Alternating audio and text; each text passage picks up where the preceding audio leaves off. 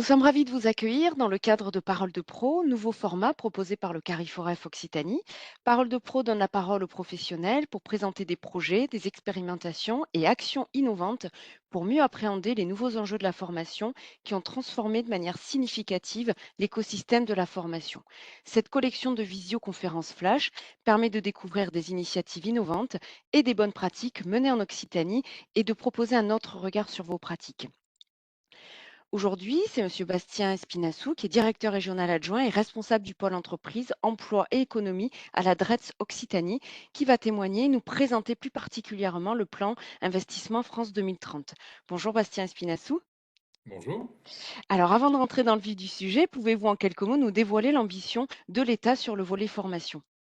Alors comment dire? C'est vaste, donc c'est une question qui peut être un petit peu complexe, mais globalement, je dirais que l'État a fait le choix depuis, déjà plusieurs années, hein, on se rappelle le plan 500 000 formations en 2016 et depuis, 2017, le plan d'investissement dans les compétences. L'État a fait le choix d'investir massivement dans les compétences, des demandeurs d'emploi, des jeunes et des salariés, de manière à répondre au mieux aux besoins des entreprises et à leur développement en leur donnant accès à des salariés qui ont ces compétences, les compétences dont ils ont besoin.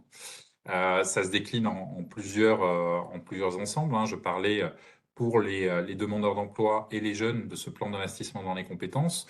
Donc, près de 15 milliards d'euros qui ont été investis sur 5 ans, prolongés en 2023 pour mieux former, notamment les personnes peu qualifiées, de manière à leur permettre d'accéder à l'emploi. Et je le disais, en parallèle de répondre aux besoins de compétences des entreprises. Également, dans le cadre de la crise Covid, un renforcement inédit d'un dispositif qu'on appelle le FNE Formation et qui vise la formation des salariés de manière c'était un petit peu le motto de l'époque, former plutôt que chômer. Donc un investissement qui a été massif également pour cette montée en compétences des salariés, à la fois pour éviter leur licenciement et leur permettre de s'adapter à ces nouveaux besoins. Donc voilà pour le cadre un petit peu général. Et puis, on va y venir, je pense, avec France 2030, un enjeu particulièrement fort qui est celui des compétences de demain, des métiers d'avenir qui se développent. On a des nouveaux besoins qui apparaissent, qui vont apparaître. Et donc, l'État a fait le choix, au travers de France 2030, d'investir massivement dans l'appareil de formation de manière à préparer les formations aux métiers de demain et de manière à former à la fois les jeunes, les demandeurs d'emploi et les salariés pour leur permettre j'allais dire, de continuer à travailler dans les entreprises qui sont les leurs ou qui vont devenir les leurs. C'est l'idée selon laquelle les compétences sont aujourd'hui le premier bouclier vis-à-vis du chômage pour les individus. Alors justement, maintenant, est-ce que vous pouvez nous présenter globalement le plan d'investissement d'avenir, son origine, ses objectifs et ses thématiques? Alors, peut-être revenir un petit peu en arrière sur ce qu'est France 2030, parce que c'est beaucoup plus large que les sujets de compétences. France 2030, c'est la volonté du président de la République et du gouvernement d'investir massivement à nouveau sur ce que seront finalement les filières industrielles d'avenir, pour créer les locomotives de la croissance de demain, avec une orientation à la fois très marquée sur les startups, les nouveaux acteurs industriels, et sur les enjeux liés à la transition écologique et à la décarbonation. Donc on a un plan d'investissement qui est de l'ordre de plus de 50 milliards d'euros et qui vise à investir dans un certain nombre de grandes thématiques. Je vais peut-être pas toutes les dérouler là, mais je pense à l'avion bas carbone, je pense au ce qu'on appelle le New Space, c'est-à-dire comment est-ce qu'on fait euh, passer un nouveau cap à l'industrie spatiale pour lui permettre de répondre aux enjeux de demain. C'est aussi tous les sujets de la santé, avec la santé numérique, la production de biomédicaments. L'automobile également, avec la transition entre un modèle aujourd'hui de production de voitures à moteur thermique vers un modèle de voiture électrique. Donc c'est D'abord, France 2030, un investissement à destination de ces secteurs d'activité pour leur permettre de se développer et de faire émerger ces locomotives pour l'économie de demain.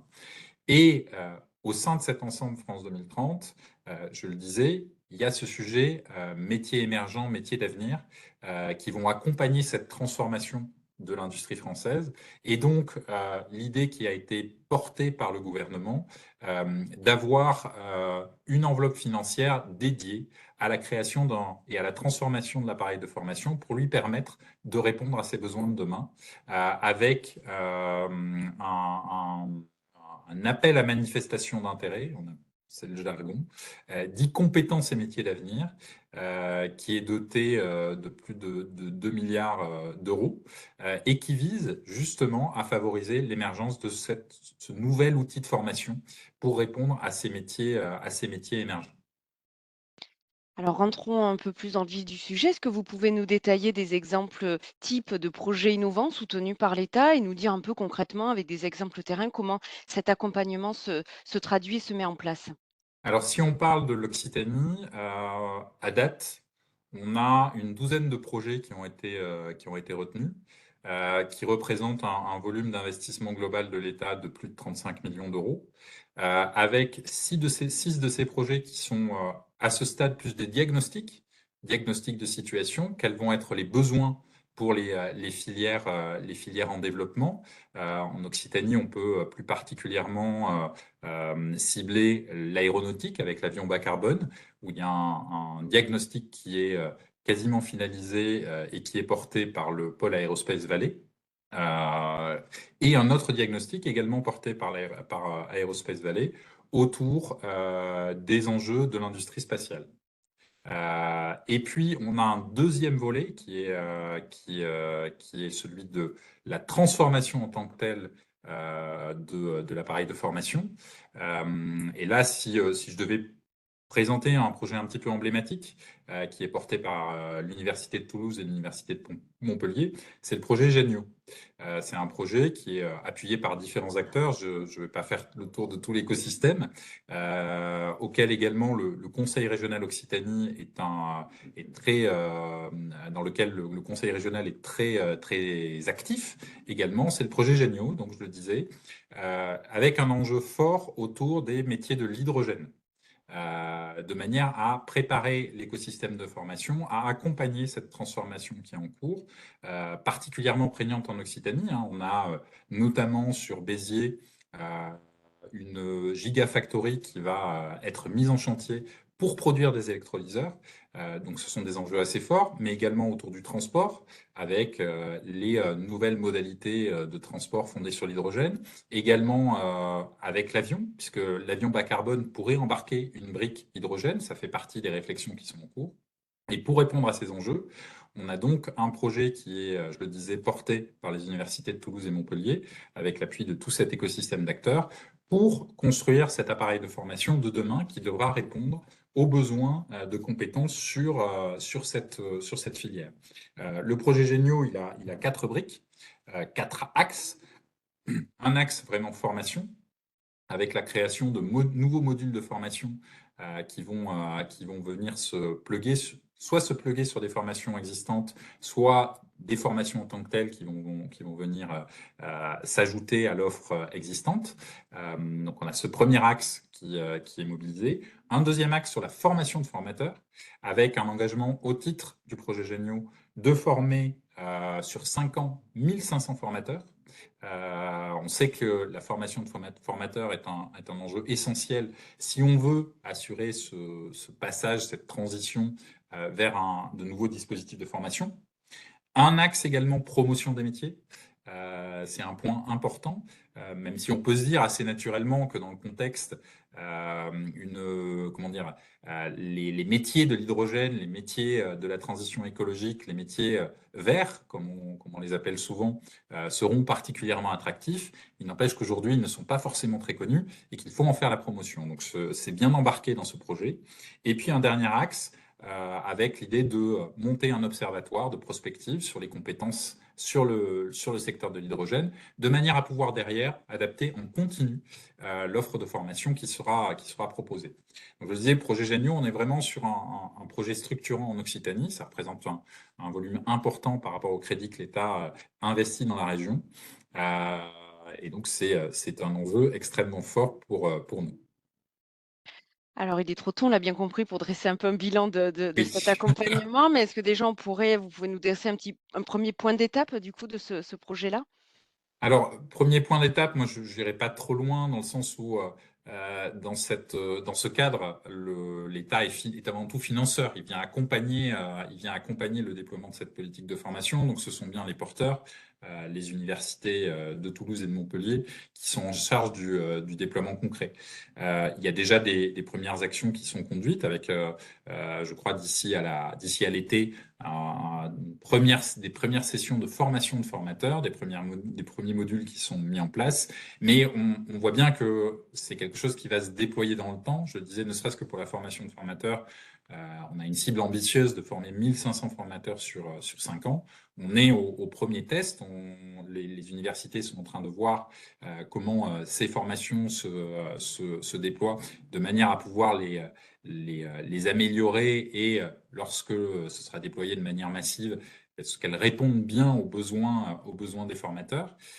Mais voilà, il est vrai qu'on est un petit peu au début de la mécanique, donc il est un peu compliqué de faire un bilan exhaustif de ce dispositif. Alors par contre, pour terminer, est-ce que vous pouvez plutôt nous parler des perspectives? Quelles sont les perspectives du coup de ce dispositif? Vous voulez dire l'appel à manifestation d'intérêt?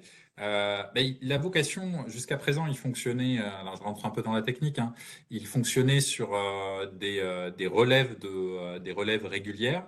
Euh, Au regard des enjeux, le choix qui a été fait par le gouvernement maintenant est de ne plus avoir de relève, c'est-à-dire les projets vont être identifiés, reçus au fil de l'eau et sélectionnés dans le cadre d'un comité de sélection national, comité de sélection qui est composé d'experts indépendants. C'est une dimension importante qui a été souhaitée par le gouvernement. Et donc, il va continuer à se déployer puisque, je le disais, il est assez massivement doté. Il est complété par une poche plus particulière de 500 millions d'euros qui est spécifiquement ciblée sur les enjeux de l'intelligence artificielle, qui est un point important pour la région aussi, hein. On a d'ores et déjà un travail qui est fait en région sur l'intelligence artificielle avec un projet qui a été retenu, qui est porté par l'Université fédérale de Toulouse-Midi-Pyrénées. Donc c'est l'enjeu maintenant, outre de continuer à faire émerger des projets qui répondront aux besoins des filières, c'est bien d'accompagner le déploiement des projets qui ont été sélectionnés. Je parlais du projet Génio, mais on en a d'autres, hein, notamment sur la production de biomédicaments avec un projet dit BioHoc qui va se déployer avec des enjeux très concrets puisque des unités de production vont se déployer en Occitanie et donc il faudra répondre aux besoins de ces industries. Donc voilà, on rentre dans une phase, j'allais dire, après une phase de conception, dans une phase plus opérationnelle, d'accompagnement du déploiement de ces projets. Et c'est un enjeu fort, à la fois au regard des perspectives d'avenir en termes économiques pour le pays et pour la région, et pour également tous ceux qui vont en bénéficier et qui pourront accéder à l'emploi, ou qui pourront faire une reconversion professionnelle dans ce cadre pour venir euh, postuler et répondre aux besoins d'emploi des entreprises qui vont se développer grâce à France 2030. Merci Bastien Espinassou d'avoir partagé ce témoignage. Retrouvez toute la programmation de Parole de Pro et bien plus encore sur notre site internet cariforefoccitanie.fr et on se donne rendez-vous pour le prochain témoignage dans le cadre de Parole de Pro. À bientôt, merci. Merci beaucoup.